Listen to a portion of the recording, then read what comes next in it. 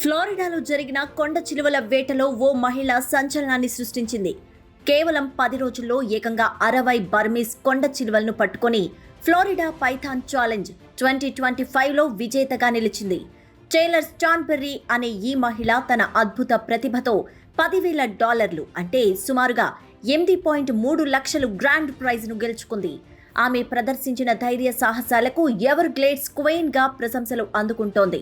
ఫ్లోరిడాలోని Everglades పర్యావరణ వ్యవస్థకు పెనుముప్పుగా మారిన బర్మీస్ కొండ చిలువల సంఖ్యను తగ్గించేందుకు Florida fish and wild life conservation commission FWC ఏటా ఈ పోటీని నిర్వహిస్తోంది.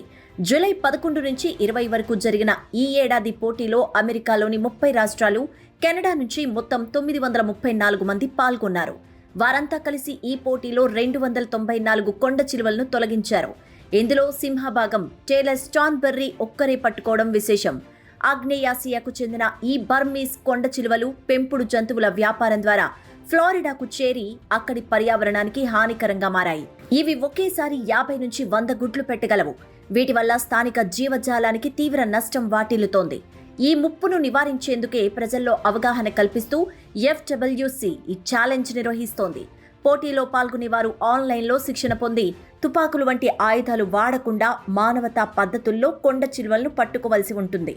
ఈ సందర్భంగా FWC చైర్మన్ రోడ్నీ బారెట్టో మాట్లాడుతూ, ఈ ఛాలెంజ్ ద్వారా ఇప్పటివరకు 1400కు పైగా కొండ చిలువలను తొలగించామన్నారు. 2017 నుంచి మా కాంట్రాక్టర్ల ద్వారా మరో 16,000 పైథాన్లను పట్టుకున్నామన్నారు. పర్యావరణ పరిరక్షణలో ప్రజల భాగస్వామ్యం ఎంత కీలకమో ఈ పోటీ నిరూపిస్తోందంటూ ఆయన వెల్లడించారు.